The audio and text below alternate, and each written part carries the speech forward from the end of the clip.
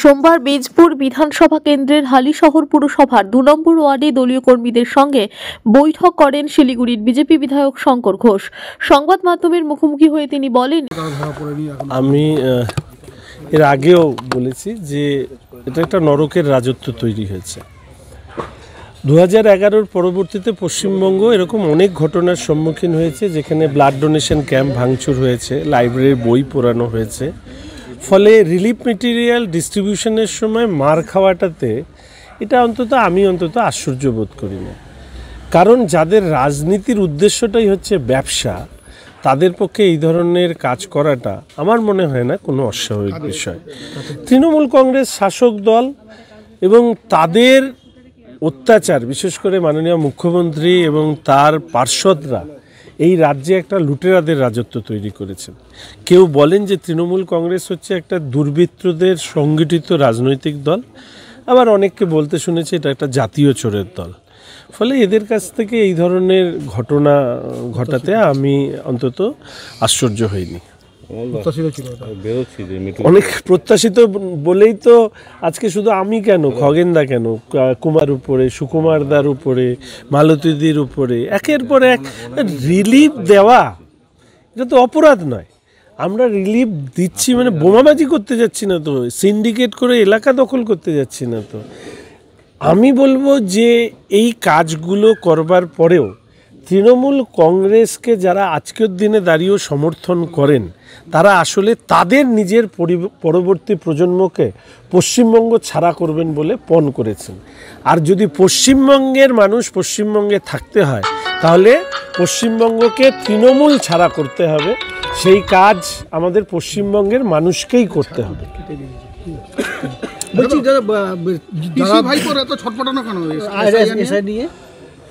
দেখুন, ওনাদের নেতারা বারবার করে একটা হুমকি দেয়, বৈধ ভোটার বাদ গেলে যদি ইত্যাদি ইত্যাদি। এসআইআর তো বিহারে হয়েছে, বিহারে ভোটের নির্ঘণ্ট ঘোষণা হয়ে গেছে। আমরা যখন পরীক্ষা দিই তখন মাধ্যমিক, উচ্চ মাধ্যমিক, গ্র্যাজুয়েশন, পোস্ট গ্র্যাজুয়েট একটা গাইডলাইন থাকে। আপনি যেরকম 30% পেয়ে আপনি নিশ্চয়ই ফার্স্ট ক্লাস আপনি দাবি করতে পারবেন না, সেরকম এসআইআরেরও একটা গাইডলাইন আছে। সেই গাইডলাইনের মধ্যে যারা থাকবে তারা অবৈধ হওয়ার বিষয় নেই। ফলে বৈধ ভোটাররাই যাতে থাকে তার জন্যই এসআইআর হবে। আর এসআইআর করবে ইলেকশন কমিশন তার গাইডলাইন অনুযায়ী। এই যে তৃণমূল কংগ্রেস রাজনৈতিক দল হিসাবে তাদের তো মাথা ব্যথা হওয়ার এতে কারণ নেই, বরঞ্চ আমাদের প্রত্যেক রাজনৈতিক দলের উচিত এসআইআর করবার ক্ষেত্রে ইলেকশন কমিশনকে সহায়তা করা, যাতে একটা স্বচ্ছ ভোটার লিস্ট হয়। আর স্বচ্ছ ভোটার লিস্ট হলে সরকারও স্বচ্ছ হবে। এসআইআর হবে পশ্চিমবঙ্গে সঠিকভাবে? প্রথম কথা, রাজ্যের সরকারের বাধা সত্ত্বেও এসআইআর হবে। এসআইআরকে বাধা দেওয়া মানে হচ্ছে সংবিধানকে বাধা দেওয়া, আর সংবিধানের উপরে নিশ্চিতভাবে কোনো সরকার নয়। ফলে সংবিধানের উপর আঘাত আসলে সাংবিধানিক যা প্রত্যাঘাত আছে বা সাংবিধানিক যা নিয়ম আছে সেই অনুযায়ী রাজ্যের পরিস্থিতি দাঁড়ায়। বলছি, নাগরাকারা যারা আপনার উপরে হামলা চালিয়েছিল এবং খগেন মুর্মুর উপর হামলা চালিয়েছিল, প্রত্যেকেই যাদের এফআইআর অনেকে তো ধরা পড়েছে? না, প্রথমে তো আমি আগেও বলেছি যে যে পুলিশ যখন আমাদের হামলা হচ্ছে তখন দেখে পালিয়ে যায় না, মানে ছেড়ে চলে গেছিলো। পুলিশের একটা গাড়ি আমাদের গাড়ি আটকে দিয়েছিল যাতে ওরা ভালোভাবে মারতে পারে। তো সেই পুলিশ যাদেরকে ধরেছে তারা কতখানি এই অপরাধের সাথে যুক্ত সেটা সম্পূর্ণ জানবার এবং বোঝবার জন্য এফআইআর নেমের কেউ তো অ্যারেস্ট হয়নি, সমস্তটা নিয়ে আমরা হাইকোর্টে ইতিমধ্যে গিয়েছি। এর মধ্যেই ডেট আছে, হ্যাঁ, শুনানি হবে। এইটুকু শুধু আপনাদেরকে বলতে পারি, আপনাদের মাধ্যমে যারা এই কাজ করেছেন তাদের উদ্দেশ্যে এই বার্তা দিয়ে রাখি যে গর্তে লুকিয়ে থাকলেও আপনাদেরকে টেনে বের করে। দেবুটুডু বলছে এটা হচ্ছে সাধারণ মানুষের বহিঃপ্রকাশ। দেখুন, আমাদের মাননীয় মুখ্যমন্ত্রী মাঝে মাঝে রাকেশ রোশনকেও চাঁদে পাঠায়। তো ফলে স্বাভাবিকভাবে ওনাদের দলের নেতারা কি বললো এতে তো যায় আসে না। ওনারা, আমি দেখবেন যে প্রথম যে ভিডিওটি করেছিলাম বা লাইভ করেছিলাম সেখানে বলেছিলাম যে দিদির সৈনিক দিদির ভাই বলে মেরেছে। আমি শুধু এইটুকু প্রশ্ন করেছিলাম যে কার্নিভালে নাচ করা কি উত্তরবঙ্গের মানুষের প্রাণের থেকেও বেশি গুরুত্বপূর্ণ? এই কারণে তো মেরেছে। ফলে এই ক্ষোভের বহিঃপ্রকাশ যদি হয় তাহলে ভবিষ্যতে তৃণমূল কংগ্রেস যারা 26,000-এর বেশি চাকরি খেয়েছে, 22 লক্ষ যুবককে প্রতারিত করেছে, কামদুনি থেকে শুরু করে এই লাস্ট রাজগঞ্জ অবধি যে ঘটনাগুলো ঘটিয়েছে, তাহলে সেই ক্ষোভের বহিঃপ্রকাশ সরকার পাল্টালে কি হবে ওই টুডু সাহেব নিশ্চয়ই বুঝতে পারছেন। মহিলারা বেরোবে না, বিবৃতি দেওয়ার পরে আবার ঢোক গিলছে। দেখুন, প্রথমত হচ্ছে আপনাদের মতন মানে অ্যাজ এ মিডিয়া ফ্র্যাটার্নিটি, সাংবাদিক বন্ধুরা, একটা অপদার্থ মুখ্যমন্ত্রীকে আপনারা সংবাদ মাধ্যমের মধ্যে দিয়ে, প্রচারের মধ্যে দিয়ে ওনাকে অনেক উপরের জায়গায় নিয়ে গেছে। আচ্ছা বলুন তো, উনি বলেছেন 12:30টার সময় ওই মেয়েটি বেরিয়েছে, সিসিটিভি ফুটেজ বলছে সেটা 8টা 8:30টার সময়।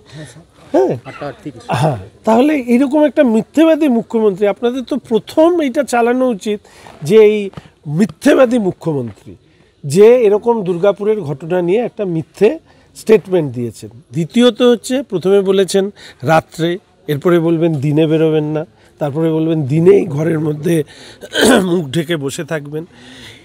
এটা বুঝতে হবে, সিস্টেম কোলাপস করলে এই ধরনের ঘটনা ঘটে।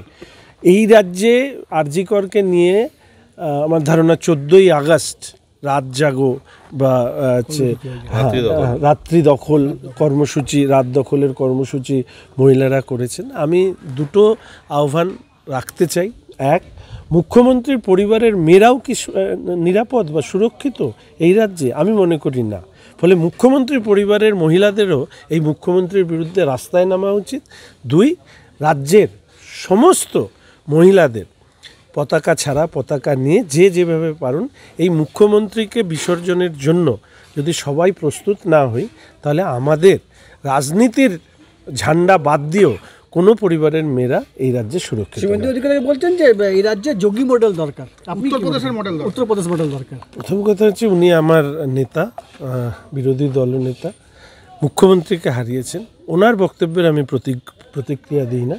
শুধু এইটুকু বলে রাখবো, যে ভাষায় বোঝে সেই ভাষায় তাদেরকে বোঝানো হবে।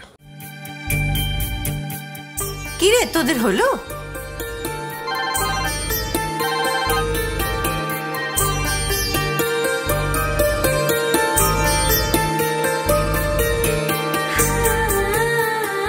পিপি, বর এসেছে। পড়ে যাবি তো। আমার বিয়ে, আমার বেনারসি, একটা নতুন গল্প তারো, মন ছুঁয়েছে মনের মানুষ, স্বপ্ন যে আজ রঙিন আরো। নতুন স্বপ্নে নতুন করে সেজো, বিমল শাড়ি সেন্টার, কাঁচরাপাড়া।